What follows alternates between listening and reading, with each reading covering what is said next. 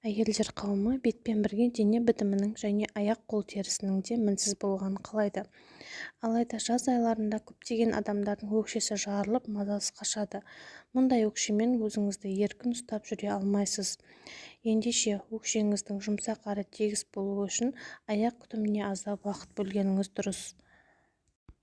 Өкше жарылған кезде адам физикалық жүріс жасау барысында өкшенің тілінген өкшенің қатты ауырсынуға әкеліп соқтыруы мүмкін.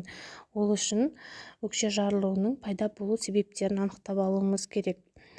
Ең алдымен табан гигиенасы ережесін сақтамау, ашық киім кию, тар немесе аяқ киімдерді кию, табанға дұрыс күтім жасамау, табанға артық салмақ түсіру, спортпен шұғылдану, тік тұрып жұмыс істегенде артық салмақ аяққа түседі, жалаң аяқ жүру, бассейндегі хлорлы су немесе теңіздің тұзды судың әсері болуы мүмкін.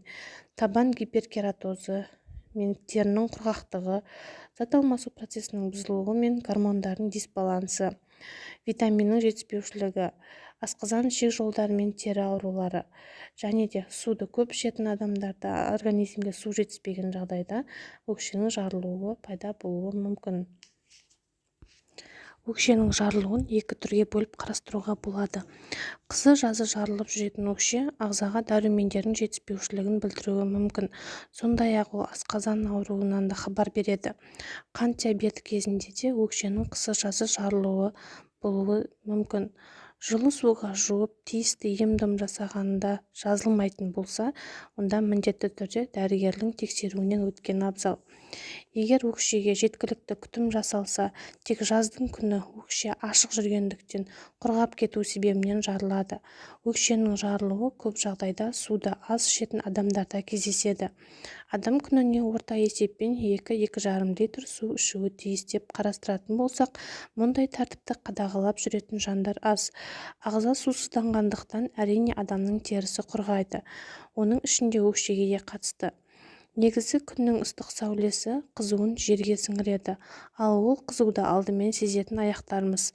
Ыстыққа табан терісі құрғап, жиырылады, терісі күйіп, қабыршақтана бастайды. Өкшенің жарылуы міне осыдан пайда болады. Ол өлі теріні күнделікті жылы сумен жуа отырып, аяққа крем жағып тұрмаса, ол қатпарланып, жарылу тереңдей түседі. Өкшенің тереңдеген жарақатына микроб үйір келеді. Өкшенің жарылуын емдеу үшін көптеген тәсілдері бар, бірақ бәрінің басты мақсаты қатқан теріні жұмсарту. Мұны аяқты ыстық суға салу арқылы қол жеткізуге болады және аяққа өкшеге арналған тас арқылы қырып тастау. Тез қалпына келтіру үшін бірнеше күн бойы шипалы компресс жасауға және жатар алдында майлы крем жағып жатуға міндеттеледі. Өкше жарылудың емдеудің бірнеше жолдары, тәсілдері бар. Ең бірінші тәсіл: 2 литр ыстық суда жарты шай қасық минералды сабын мен үлкен ас қасық сода салып араластырыңыз. Аяғыңызды осындай ваннада 10 минут ұстаңыз. Кейін таспен жарылған жерді ақырын үгітіп жуып тастасаңыз болады. Өкшенің жарылуын емдеу үшін сабынды содалы ваннаны 10 күн бойы жасайсыз. Және де 4 аптадан кейін қайталап жасауға да болады. Сонымен қатар гигиена өте маңызды рөл ойнайды. Тіпті шамадан тыс терлеу, аяғынан жағымсыз иіс шығу, қабынуға бейім аяқтарға өте мұқият күтім жасау керек. Егер ондай проблемаңыз болмаса, аяқтың терісіне күтім жасау оп-оңай. Күнделікті душқа түскенде немесе жылы сумен аяғыңыздың арасын күніге сабынды сумен жуып отыруыңыз және тырнақтардың арасында тырнаққа арналған егеуішпен егеп күтім жасап отыруыңыз міндетті. Екінші тәсілі: жұмсарған өлі теріні алып тастау оңай болады. Егер аяғыңыздың шаршағанын сезсеңіз, 2 литр суға 1 ас қасық түймедақ гүлін қосып, осы тұнбаға аяғыңызды салып отырыңыз. Ол аяқты тынықтырып, шаршауды тез басады, теріні жайландырып нәрлендіреді.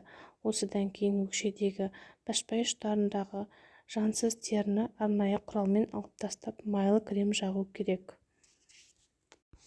Жазда жайсыз көрінетін өкшенің жарылуын кетіру үшін қырыққабат жапырағын алып, сөлі бөлінгенше умаждап, жұмсартып өкшеңізге таңып қойсаңыз тіпті жақсы көмектеседі. Үшінші тәсіл: шағын ыдысқа 1,5 литр ыстықтау, бірақ аяғыңыз күйіп қалмайтындай болу керек, су құйып, 4 ас қасық сутегі тотығын, яғни перекс водороданы қосыңыз. Осы суға аяғыңызды салып біраз отырыңыз. Егер өкшеңіз тым қатты жарылған болса, ұзағырақ отыру керек. Аяқты судан шығара салып, өкшеңізді өкше қырғышпен, пемзамен ақырын ысқылаңыз. Ал одан кейін сумен шайып, құрғатып сүрткен соң, дәріханадан алған глицериннің үстінен құты толғанша қарапайым алма сірке суын қосыңыз. Жақсылап шайқап, осы қоспадан өкшеңізге жағып, аяғыңызға полиэтилен қалта киіңіз. Бұл масканы жатар алдында жасағаныңыз жөн. Келесі тәсіл: сулы дәкеге таза бал жағып, онымен өкшені орап қойсаңыз да терең жарылудың жазылуына көмектеседі. Соңында бал жағып қойсаңыз, жарылғанды ғана емес, ол аяқтағы саңырауқұлақты, яғни грибоктың да алдын алуға көмектеседі. Аяғыңызды содалы сабынды сумен жуып болғаннан кейін, міндетті түрде кептіріп, аяғыңыздың терісіне эфир майын, глицерин, жожоба майын, әртүрлі өкшеге, аяққа арналған кремдерді жағып қойыңыз. Содан кейін 5-10 минутқа тамаққа арналған пленкамен аяғыңызды орап қойыңыз. Орап болғаннан кейін шешіп, тіпті кішігірім массаж жасап, кремнің майлардың жақсы сіңуіне жағдай жасаңыз. Аяққа массаж жасауда өте үлкен көмектеседі. Аяқтың қан айналымын жақсартады, сондықтан аяғыңыз әдемі, жылтыр, тегіс болып тұрады.